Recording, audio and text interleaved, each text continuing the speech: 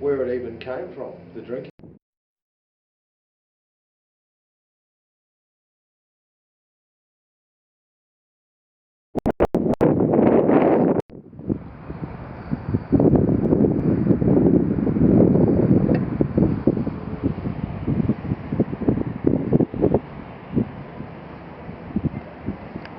What?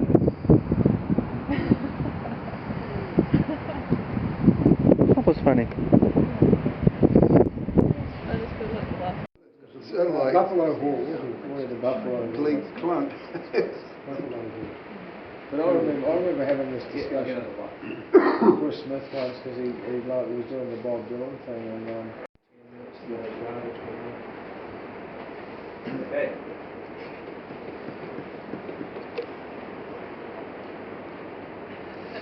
Is that heavy? I can see a mic.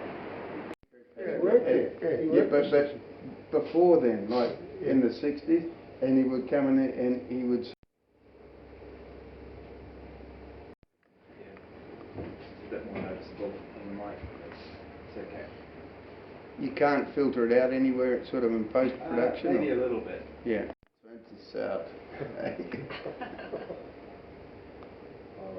Okay. Let's start at the beginning. I know we've covered it a little bit, but Dave, perhaps you could start by telling me how the Unknown Blues. 66, my neighbour Phil Sharman lived a few doors down, and I had decided we'd form a band, and we didn't really know what we were doing. And I remember Barry from school played a bit of guitar, and he'd just come back into town, he'd be away or something, and said, "Do you want to join in?" And we'd seen Vaughan playing in the Whom, and realised that he was no longer in the Whom, and just got together, had my home, and played a few records and mussed around, and Vaughan effectively taught us all how to play. I think it went like that, and then we didn't have a bass player, so it was a pretty cool looking guy walking around town with the long blonde hair, and That was good. I remember the first time that we got together was at Rocket's place, and we all sat down and everybody had guitars and things, and they were chatting about what they wanted to do, and I had come along more or less. I was asked if I could advise them how they could get started as a group, and within about 5 minutes Phil Sharman had taken a really nice red Hofner semi-acoustic out and announced he was going to be the lead guitarist.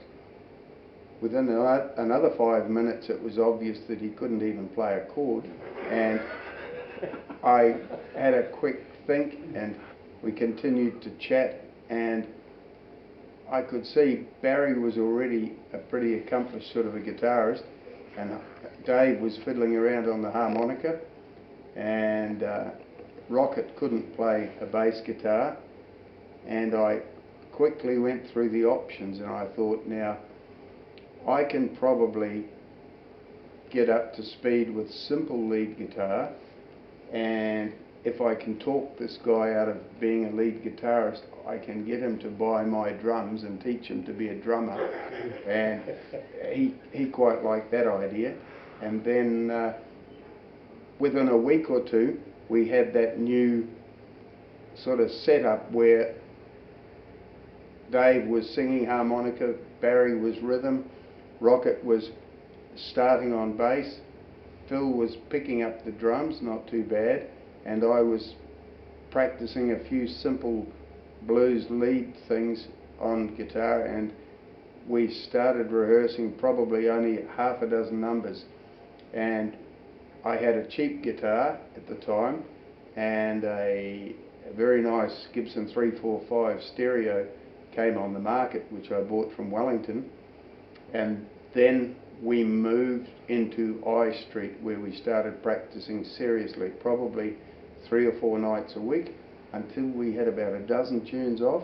And then I think I contacted somebody who I'd done bookings with before, with the band called Whom, and organised a booking for us at Waverley.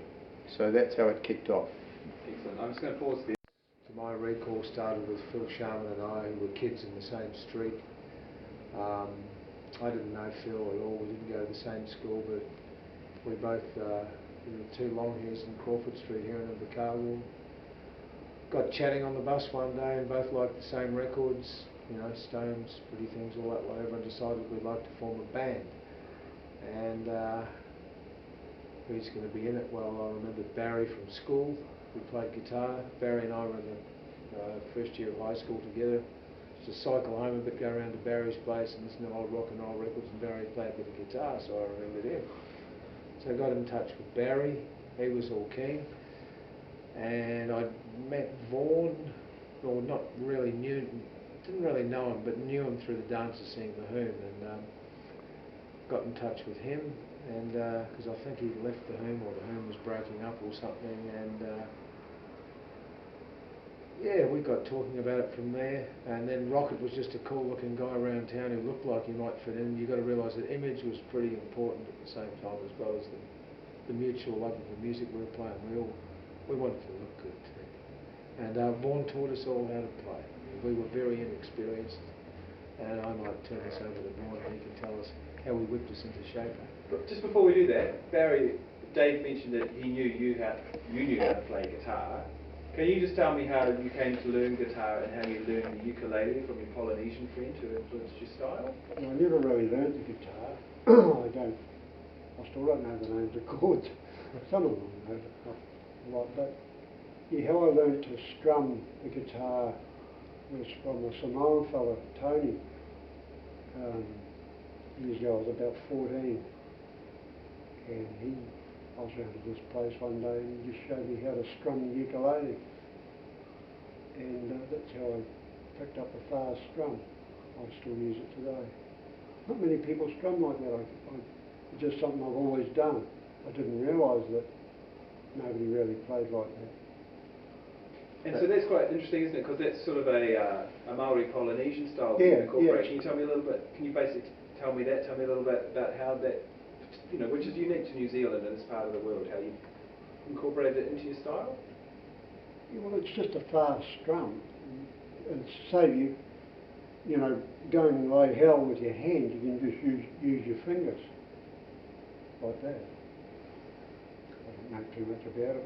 Well, I remember Barry playing with you, and I mean, not in later years, playing with other drummers, and you were hugely part of the rhythm section that drove the rhythm of the band. And we didn't know what it was, but it's the way you play.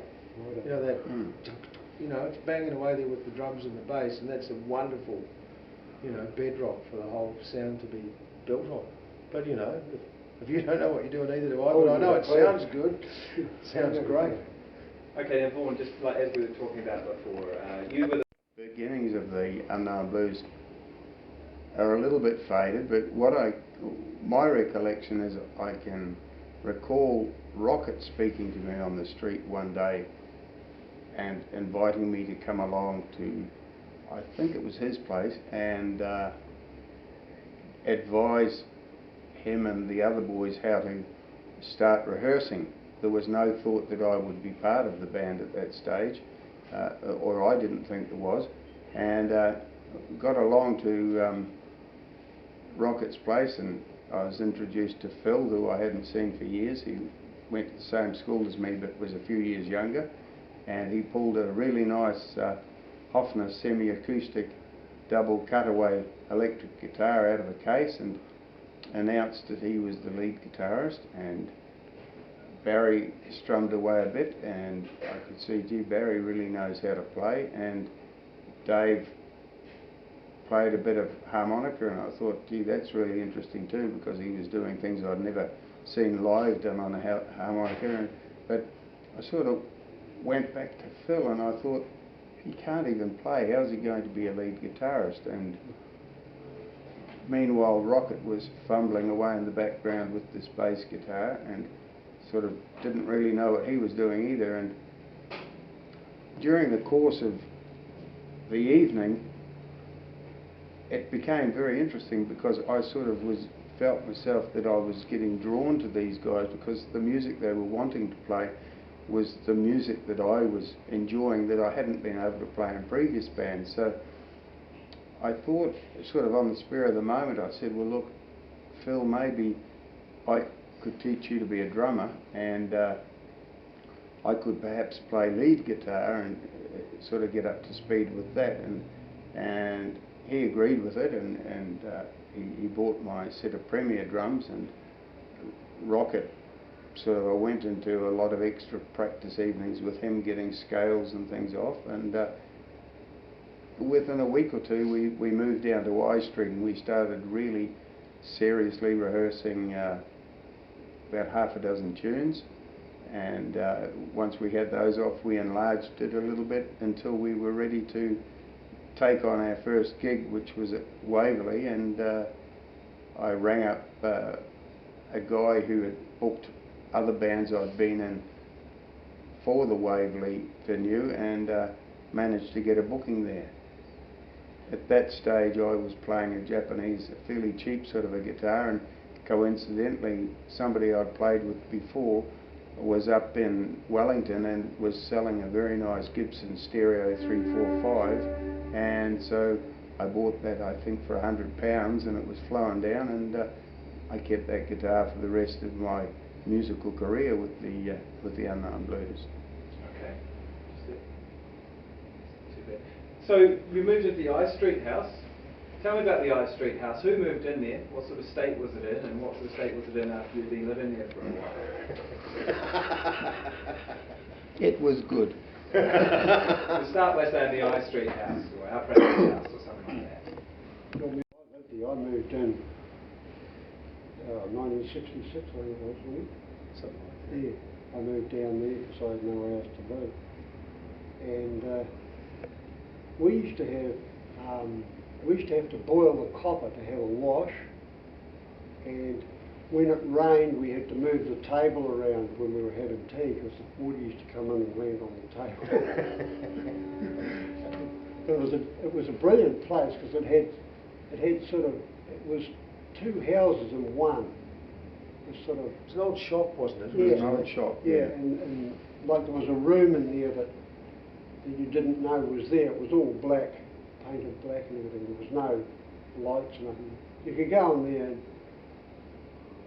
stay there for a weekend and you wouldn't even know what day it was or anything.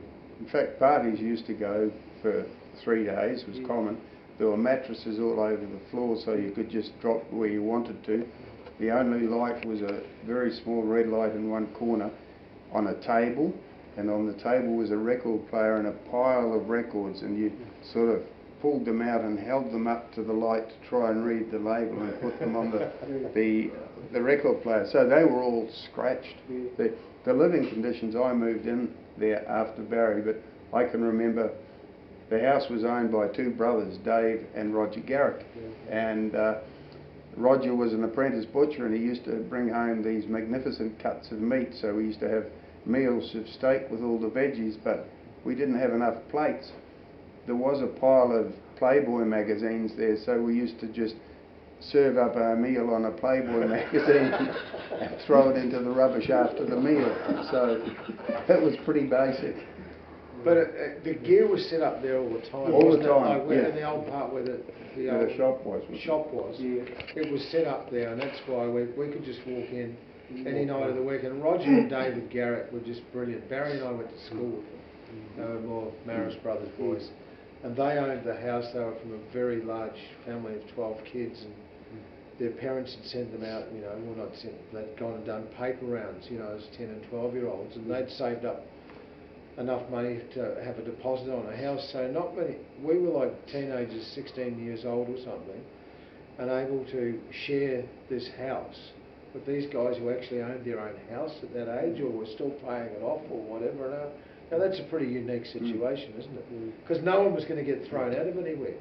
And we would practice 6 nights a week, and if anyone complained about it neighbourly, Just the guys tell them, owned the house and they were loving it, So it was a pretty privileged, unique situation, wasn't it? And there were lots and lots of parties as well, so the practices would turn into parties, and then there were lots of girls that used to like to come around and visit, and it was quite easy to con them into doing housekeeping. Like, can you clean that room up for us and things like that. So that was an added bonus, wasn't it? Well, I didn't live there, so I got nothing to do with that. You know, well, I slept there a Yeah. lot, but didn't go home frequently. Yeah. Let's talk about. He was a good guy. He was a crazy guy, a temperamental guy. He was everything rolled into one. Very complex sort of guy in many ways. English is very. Yes, he was a true eccentric Englishman. You know, it was nothing like on a Saturday night for Phil to put on a frock and go down to the pub just because it was a dull night. You know, and see what happened then. But he wasn't quite up to speed. He didn't. We learnt very rapidly, and maybe we were a bit ruthless, but we weren't getting on with Phil. He wasn't drumming as well as us, and something happened. He was going away for a while on holiday or trade school, and we got Wombi Mason in to play drums, and so we sacked Phil. You know, now the main outcome of that was there was a bit of a ill feeling for a while, but the worst thing of that was I lived in the same street as Phil. Phil and I still hung out, talked to each other. He accepted why these things happened, but his mother stopped speaking to my mother. that was the toughest thing about it. Like, my mother worked at the local Coles or Woolworths, and Mrs. Sharma had walked in and she stopped speaking to Mum, so that was pretty hurtful. But anyway, Phil ended up hanging up with the band still through various means, and to short-circuit it, Phil was our last bass player. Like, Rocket had left the band, then we got another guy in Martin Wood, and right towards the end of the band, the last few gigs, we got Phil in and he played bass with us. So Phil was at the beginning and the end of the band. And he moved to I actually went over to Australia with him, and we remained lifelong friends, and we had our altercations, we had our moments, but we did remain friends until Phil's untimely death. Phil died of cancer a couple of years ago, and I just wish he was here today still, because he would revel in this. He might even put on the frock. That's the Phil bit for me. What do you remember of Phil, Barry? I don't remember much. We used to get round in his car a bit. He used to stop. He'd be driving along. At the light. He'd be driving along, he'd stop at the light and put his feet On the dance floor. then he'd strike a match. He used to do that. And then he'd fart. He made his discovery with gas. You'd be driving along. That's what I remember. Yeah, you'd be driving along and he'd stop suddenly, put both feet up, get the match out, and ignite a blow-off as it came out. Well, now my absolute favourite was when that wonderful fabric called nylon came out. He progressed from that. He would actually pull the jeans down because he'd find he'd get a bigger and better flame. My favourite was one day these brand new lurid nylon underpants actually caught fire. And he's out of the car running around with his jocks on fire because he'd lit a fart and he stopped doing it after that. So that was Phil. That was just one of the many sides of Phil. He was a crazy, crazy guy.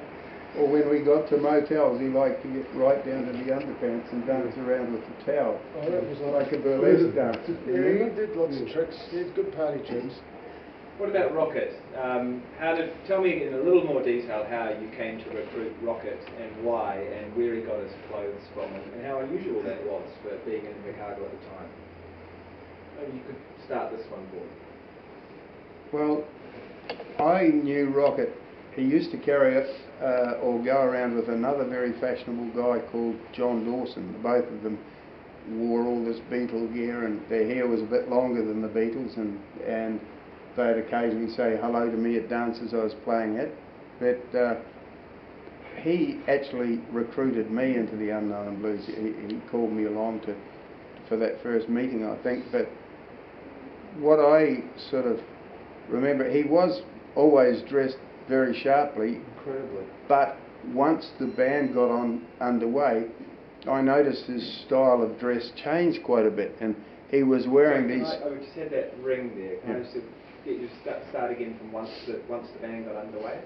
Once the band got underway, I noticed his clothing changed a little bit. He was becoming not the sharp dresser anymore. He was dressing more casually and wearing really fancy jackets that I'd never seen in the shops before, and it turned out he had a half-sister who was about 40, and he used to go through her cupboards and pinch jackets of hers to wear at the gigs. So remember the striped jackets and things? It wasn't just that, it was his slacks and his shoes, because I used to go around there sometimes because he'd try and find jackets and belts for me to wear, like this. Yeah. And he would have these, like, we're talking about Phil and frocks and Rocket and his sister's clothes and that. They weren't Boy George. It was a different kind Yeah, of thing. they were both very successful with the ladies, you know. And And Rocket was, you know, always had a girl on his arm, so there was no hint that. but it was just that flamboyance, Yeah. extrovert, show off. Well, it was like part of the Unknown Blues show, how Rocket dressed accordingly, didn't Yes, he? yes. Like he would dress up really. You'd He never was- know what he was going to turn He up. was a car painter, and I think the fumes might have stuck his brain. True. It's true. But some of the behaviour that he displayed is probably similar to some of the drug addicts now. You know, like he could be on a real high, or he could all of a sudden go off on a low, couldn't he? But Like, that- you guys are all against me, like a paranoia kind But of thing. what Barry could very well have hit on something there, because Rocket stopped working as a car spray painter because it was proved to be very detrimental to his health. I mean, I see him regularly still. I had some drinks with him last weekend, literally, in New South Wales. So, and he was great, and wishing he was going to be here this week, and I wish he was too. I just think- Because his sister still lives down the road, he wanted to put a jacket on. Can I just get you to briefly say how you recruited Rocket as because of his dress sense? Yes. I know we've kind of covered that, Yeah, but I see you okay. can make that point. Not because of his musical Yeah. ability. We definitely needed a bass player when we were forming the band. We didn't know anyone, and we all sort of, you know, the hair, the fashion of the time and everything. We wanted someone who looked like he was someone in one of those more outrageous British bands. And John Rocket Hancock, walking around in Bacova, was there. He dressed incredibly well, and we went up to him and said, "Hey, do you want to join our band?" He said, "I can't play anything." It was like, "Well, either can we." So we agreed. You know, it was that literally that kind of thing. But I didn't know him well. I knew him from going to the dances where the Whom played and various bands played, and Rocket stood out in the crowd because of the length of his hair and how he was dressed, and he was obviously a non-conformist. You know, he stood out in the crowd, didn't he? To look at, he really did. You know. It seems like you're really a band of non-conformists. Did you guys attract much flack from other people, from police, from parents? I mean, what sort of stuff did you put up with? Were you looking for that? I don't know if we were looking for trouble from anyone, but we certainly attracted it, but it made you a little more determined to say, well, I'll wear my hair as long as I like. If I want to wear a pink shirt and yellow jeans or whatever, I will. That's my right, that kind of thing. And we were stubborn, weren't we? And we put up with a lot of crap, like Barry lost his job because he wouldn't get a haircut. We went to work at places like Renault and T.Y. Point and that, remember, and you had to put your hair up under these fashionable hats that you wear today. Now, we were hiding no hair. Our hair was all piled up underneath because you couldn't get a job because of your hair, but it was just a fashion thing, I suppose. I don't know. How unusual was what you were doing in Invercargill at the time? I mean, I guess Southland, New Zealand in general was fairly conservative in the mid-60s, and Southland probably one of the most conservative just regions. Is that correct? What was Invercargill like in the mid-60s socially? I think that Invercargill really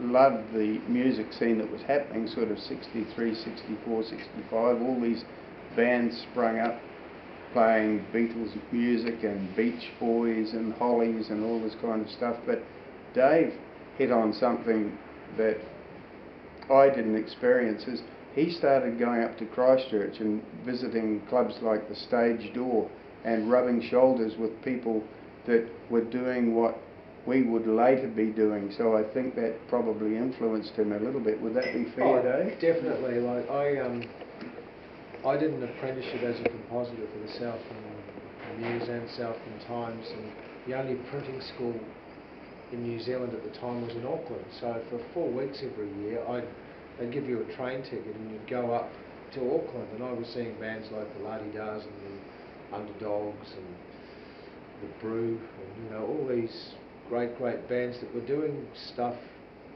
Then stop in Wellington sometimes on the way home and see Barry and the Breakaways, and then see a lot of that stuff live. But it was like I sorted out. You'd go and see who's playing where, and these guys were just doing. I guess that made me realise you could do in New Zealand what I was enjoying on all these English records and that I was listening to. I hadn't heard Muddy Waters or any of those old blues records then, but I loved it. The bluesy English bands and the bands in all those cities. Hearing the other guys in New Zealand doing it made me think, hell, I can do this too. Probably also to add to that, at about this time I had just been sacked from this band Whom, because I was really getting into the Rolling Stones kind of music, and I was in a bit of a limbo where I was thinking, well, I'll probably just give music up and carry on with my life. I had been mucking around a bit on guitar just for my own enjoyment, so if these guys hadn't invited me along to try and help them to put a band together, I had no sort of intentions of hunting to get into another band. So their enthusiasm sort of drew me into it, I think. Now, just a bit earlier we were talking about Wombi Mason coming into the band. What sort of guy was Wombi? What was he? How good was he as a drummer? What did he bring to the group? Professionalism. You could start with saying Wombi or Wombi Mason.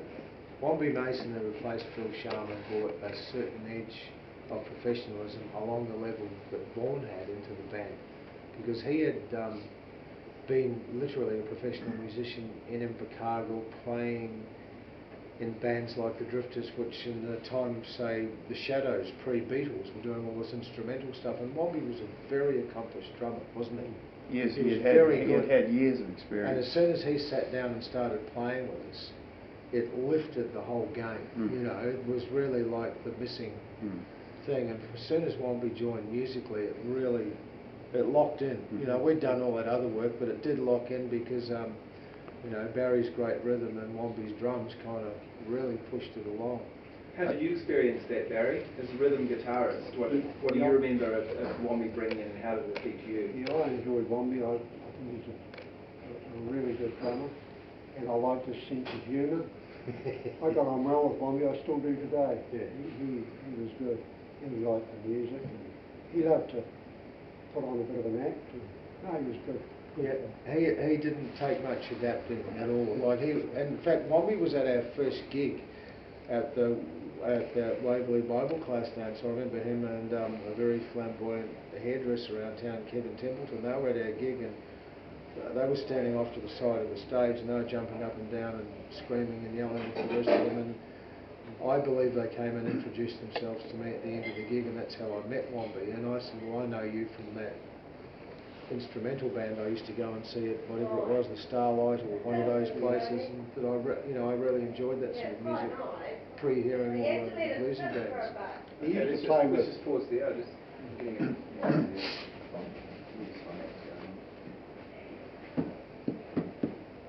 You okay, Gloria?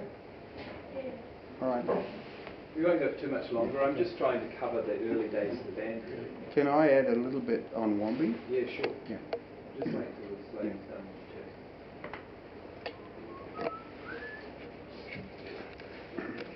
He used to play with a fellow called Vernon Jenkins, and they made a record down here called No Trace, and Gaia was on Viking. But Wombi wasn't on the record. He wasn't on the record, No, was but they did do a record. But he was a good drummer. Okay. All right. Are you rolling, Spencer? Yes. So, Vaughan, what did you want to say about Wombi? Yeah, with regard to Wombi as a drummer, as opposed to Phil Sharman, what I found, being a drummer myself, was that when we were playing with Phil Sharman, everything was constantly dragging. As you were playing through a number, you'd have to try and get him to lift the tempo all the time. Whereas with Wombi, it was the absolute opposite. He was a real machine, and he kept the tempo right up there, which meant that the band was more exciting to listen to. And as another thing with Wombi too, like when we had Lightning, Yes. and there'd be tempo changes, and often it'd get more exciting. Yes. And Wombi would pick up the tempo as the music was soaring. I would often rate it at the exact opposite of the slowdown. He'd push it Yes. up another Yes, notch or yes, two. yes. And that really added to the excitement of the live thing, Yes, you know, because yes. we did a lot of, once we learned how to play and we got freer, we weren't restricted to saying, well, this has got to last for 3 minutes, 52 seconds like the record. There were some tracks we did that could go for 20 minutes. You know, it's really, but they were exciting and people were dancing and going crazy on them. And, Yes. But Wombi had a lot to do with that. Yes, yeah. We weren't doing that before Wombi came in. It always felt as if he was just pushing you that little bit more all the time, which in a drummer is a good thing. Yeah, it's great. Yeah. Okay. So, just a little bit more, you guys sound like you were sort of up to speed by that point. You hit your straps as a band. What kind of response were you getting from people who were coming to your shows and from fellow musicians around town? We were getting a very good response. I can remember when we went up to the Cellar Club, we were in awe of another couple of bands that were playing there, The Pill, who had a Maori lead guitarist who was very accomplished on Hendrix stuff, as well as they were playing a lot of soul stuff. And then there was a band that was very similar to ourselves that were playing Stones and Pretty Things and so forth, and I felt very inferior to them because of the standard of their performance. But after we got up and played, at the end of the evening, they invited us to their parties and they became almost like brothers, and every time we played up there, they would really welcome us into their circle. Likewise, the people that were coming to the dances would be coming to all these parties, to the point where at one stage we invited both of those bands down to Invercargill, and they brought a busload of their audience down to share that evening with us and party at Ern Street afterwards. So the acceptance was pretty good, and here it was as well. We got quite a following. Yeah, and those guys who we thought were accomplished musicians, I remember the Chris Betts and Pete Fraser and Pete Evans and that coming up and saying how great they thought we were, and I mean that was totally unexpected to Yes, me. yeah. The bands in Invercargill did not ever come up to me and say that was fantastic, man, but in Dunedin, you know, once we got up there and I was hearing those bands that were more to my liking, and they were actually coming up introducing themselves and going, you guys are fantastic, and sort of it helped you sort of go, gee, we're okay after all. You know, this sort of thing. While we're on the topic of Dunedin, just tell me about the Cellar Club. What was, just briefly, maybe Barry you can, what was the Cellar Club and what was it like? And you can all join in. You can describe the Cellar Club. Well, it was just a hole You in can the start with the Cellar Club. The Cellar Club, from my memory, which is not that great, it was just a hole in the wall with a flight of stairs that went down, and it wasn't that big a place, was it? And it had a stage as you come down the bottom of the stairs, didn't it?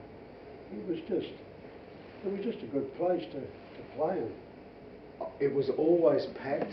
And And it was always exciting, you know, and people were there for the music and having a really good time. And I mean, as a musician playing there, it was like, you know, there's lots of still photographs. Unfortunately, there's no footage, but you can see like people are just pushed right up to the front of the stage, and you couldn't give a bad performance there, I don't think, because they were so enthusiastic. And what was that guy's name? Roger Nixon. Roger Nixon, yes. Nixon.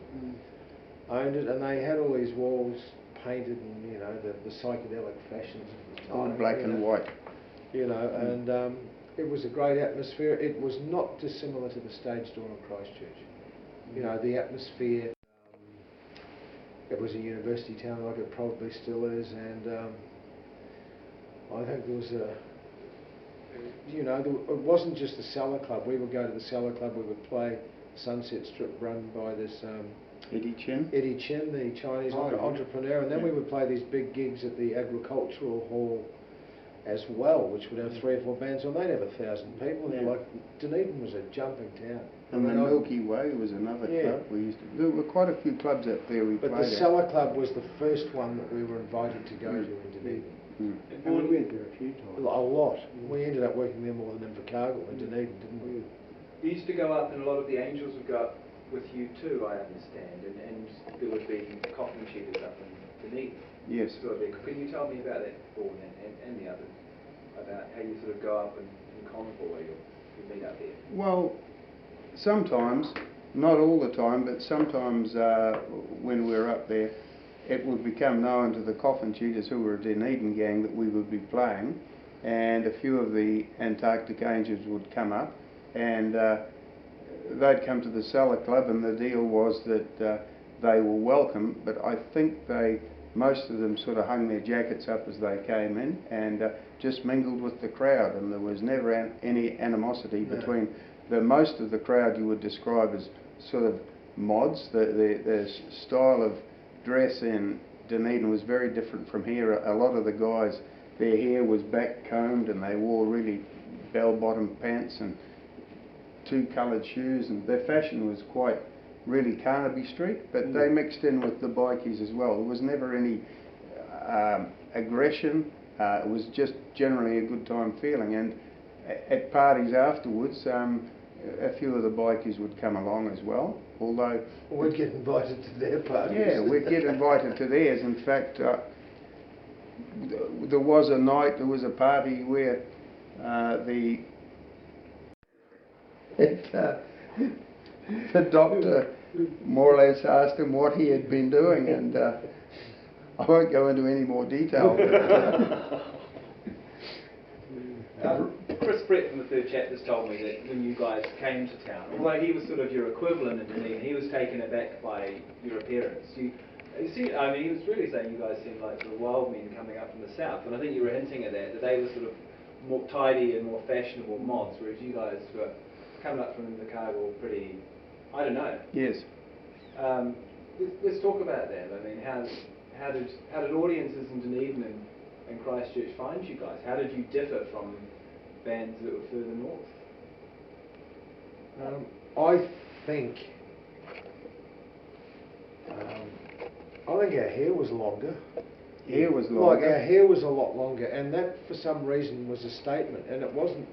Maybe it was longer because we're colder winters down here or something, I don't know, but it was compared to, say, you go to a 60s magazine and look at a picture of the Beatles and then look at a picture of the Pretty Things. You know, we had hair pretty thing length, didn't we? And those guys had, you know, they were maybe, you know, I don't think it was. My mother came up with a great term once, you know. She, I was heading out and, you know, I had something on, and it just didn't look right, and I put some jacket on because there had a bit of a rip in it and something else. She looked out and shook her head and said, "Come." Although some of the third chapter as a band used to dress fairly similarly to us, you know, just jeans and t-shirts and things. The Pill, the member of our band like that, they're dirty old bastards. We were honourable gentlemen, weren't we?